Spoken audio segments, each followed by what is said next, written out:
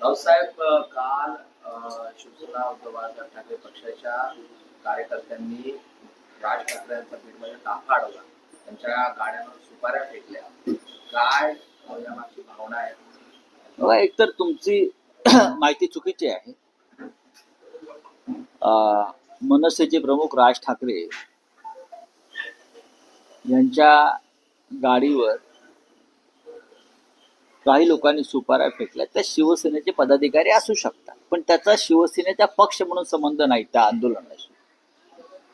आमच्या माहितीप्रमाणे ते आंदोलन मराठा कार्यकर्त्यांचं होतं आरक्षणासंदर्भात.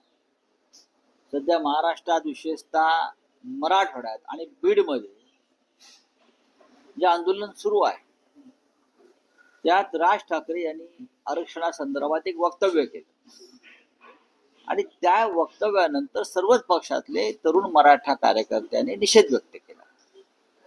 सगळ्याच पक्षात मनसेचेही लोक असू शकतात, कारण हे जे आंदोलन आहे मराठा आरक्षणासंदर्भात हे पक्षविरहित आहे. जेव्हा या संदर्भात मोठे मोठे मोर्चे निघाले, लाख मराठा, एक मराठा, लाख मराठा, त्यात तेव्हाचे आमचे शिवसेनेचे मंत्री असतील, मग अजित पवार असतील, शिवसेनेचे मंत्री, आमदार, पदाधिकारी, काँग्रेसचे असतील, भाजपचे असतील, सगळे एकत्र होते, मोर्चात पुढे असायचे. आता सुद्धा या आंदोलनामध्ये कदाचित बीडला शिवसेनेची ताकद जास्त असेल, त्याच्यामुळे तुम्हाला शिवसेनेचे कार्यकर्ते पुढे दिसले असतील, पण ते सगळ्यांचं एक आंदोलन होतं आणि त्या आंदोलनाचा शिवसेनेचा पक्ष म्हणून संबंध नाही, हे मी आता तुम्हाला इथे स्पष्ट करू इच्छितो. मी असं म्हणत नाही की त्यात आमचे कार्यकर्ते नसावेत, 100% असतील, पण ते आंदोलन पक्षाचं नव्हतं किंवा ती पक्षाची भूमिका नव्हती. त्यात सर्वच पक्षाचे प्रमुख लोक त्यात उपस्थित होते. त्यानंतर मनसेच्या नेत्यांनी देखील शिवसेनेला इशारा दिला की तुमचे देखील दौरे. बघा, प्रश्न असा आहे, ते आंदोलन कोणी केलं त्या आधी समजून घ्या. धमक्या इशारे देऊ नका,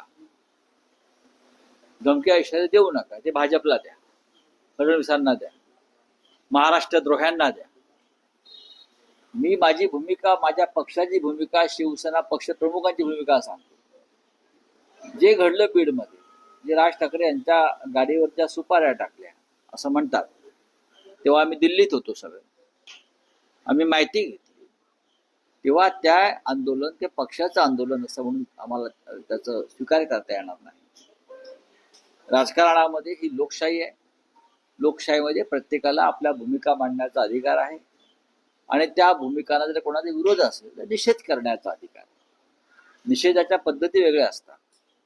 महाराष्ट्रातलं वातावरण ज्या पद्धतीने बिघडलं जातंय किंवा बिघडवलं जात आहे ते पाहता भविष्यामध्ये सर्वच राजकीय पक्षांनी या विषयावर संयम पाळणं गरजेचं आहे. ठाण्यामध्ये उद्धव सभा होते, त्या अगोदर बॅनर लागले झाले लोटांगण म्हणून. उद्धव साहेब हे त्या ठिकाणी नतमस्तक होताना दाखवले. सोनिया गांधी आणि शरद पवारांच्या समोर त्यांच्या मागे तुम्ही उभे आहात. आम्ही असं ना, आम्ही महाविकास आघाडीमध्ये आहोत. महाराष्ट्राच्या मुख्यमंत्री पदावर ज्यांना बसवलेलं आहे सध्या, ते लोटांगण घालूनच बसवलेलं आहे ना. ते लोटांगण विरत आहेत ना. आतापर्यंत गेल्या 60 वर्षात सगळे मुख्यमंत्री म्हणून दिल्लीला गेले नसले तेवढे हे एक मुख्यमंत्री गेले लोटांगण घालायला. दिल्लीमध्ये फक्त लोटांगण घालण्यासाठी जात नाहीत. दिल्ली देशाची राजधानी आहे. छत्रपती शिवाजी महाराज दिल्लीत गेले होते, ते का लोटांगण घालायला गेले होते का? पेशव्यांनी दिल्लीवरती जाऊन स्वारी केली आणि दिल्ली जिंकली होती, ते का लोटांगण घालायला गेले होते का? सह्याद्री हिमालयाच्या मदतीला धावला, आम्ही यशवंतरावांचा उल्लेख करतो, तो लोटांगण घालायला गेला होता का? चिंतामणराव देशमुखांनी नेहरूंच्या तोंडावर राजीनामा फेकला केंद्रीय अर्थमंत्री पदाचा, ते का लोटांगण होतं का? हिंदुहृदय सम्राट बाळासाहेब ठाकरे असतील, उद्धव ठाकरे असतील, ह्याने दिल्लीशी जी झुंज दिली, मोदी शहांच्या जुलमी कारभाराशी, त्या मोगलाईशी, त्याला लोटांगण म्हणता येणार नाही, त्याला स्वाभिमान म्हणतात. आणि आज महाराष्ट्राचे राज्यकर्ते दिल्लीच्या दारातलं पायपुसणं म्हणून जे बसले आहेत त्याला लोटांगण म्हणतात. महाराष्ट्राचा इतिहास या लोकांनी समजून घ्यावा. ज्यांनी आमचा पक्ष चोरला, ज्यांनी आमचं चिन्ह चोरलं, ज्यांनी अशा चोऱ्या आणि लांड्या लवाड्या केल्या, त्यांनी आम्हाला राजकारण शिकवू नये दिल्लीचं. तुमच्या आधीपासून आम्ही दिल्लीमध्ये आहोत आणि आम्हाला दिल्ली चांगली माहिती आहे. आणि त्या सोनिया गांधींच्या पाठिंब्यावरच्या सरकारमध्ये आपणही मंत्री होतात महाशय, हे लक्षात घ्या. परमवीर सिंह, कल राज ठाकरे की गाड़ी पर सुपारी फेंकी गई, कहा जा रहा है कि आपकी पार्टी के लोग थे, क्या कहना है? हमारे पार्टी के लोग शायद उसमें हो सकते, लेकिन वो कोई पार्टी का आंदोलन नहीं था. महाराष्ट्र में जो मराठा आरक्षण आंदोलन चल रहा है, राज ठाकरे जी ने एक वक्तव्य किया था कि मराठा समाज को आरक्षण की जरूरत नहीं है, किसी को आरक्षण की जरूरत नहीं है. उसके बाद लोगों में गुस्सा है. तो किसी भी ये पार्टी का आंदोलन नहीं था, सभी पार्टी के मराठा कार्यकर्ता एक साथ आकर आंदोलन किया था, निषेध किया था. हम इतना ही कह सकते हैं, यह हमारे पार्टी का आंदोलन नहीं था. सर, उनकी तरफ से कहा जा रहा है कि अब आपके भी दौरे होंगे. देखिए, ये धमकी और इशारे ठीक है, वो हम देख लेंगे, वो छोड़ दीजिए. ये हमारे दौरे होते हैं, रहेंगे, और आप क्या करेंगे और हम क्या करेंगे ये आगे की बात है. जब होगा तब देखा जाएगा. सर, उद्धव ठाकरे दिल्ली गए थे. सर, उद्धव ठाकरे दिल्ली गए थे, आपके विरोधी जो है अरे हमारे विरोध है कि मुख्यमंत्री पद के लिए गए थे, लेकिन कांग्रेस ने साफ तौर पे मना कर दिया. इस तरह से कहा जाए. देखिए, कौन क्या कहता है हमारे विरोधी, उसके ऊपर ध्यान देने की जरूरत नहीं. अब 2 महीने का सवाल है, 2 महीने के बाद ये लोग कहाँ रहेंगे, हम कहाँ रहेंगे, ये आपको पता चलेगा.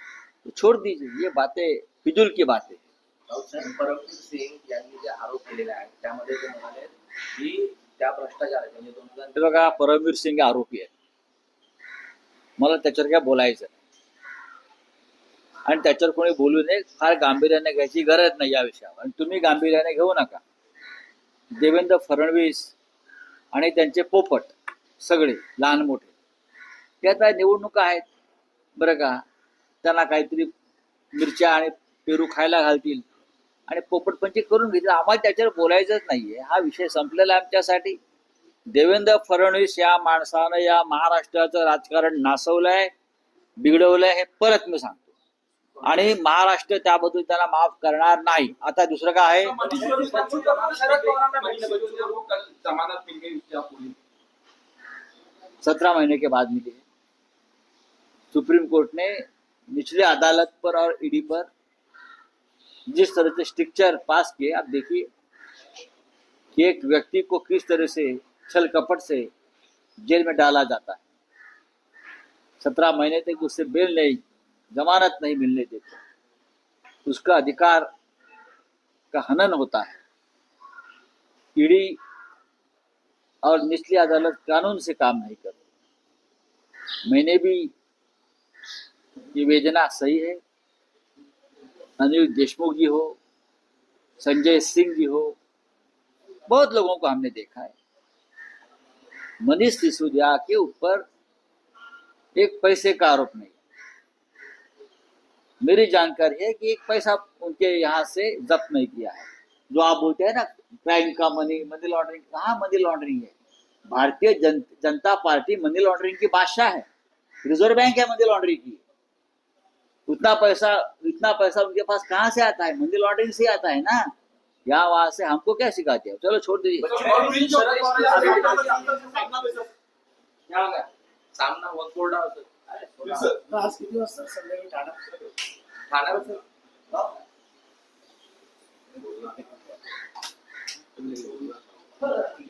मोबाईल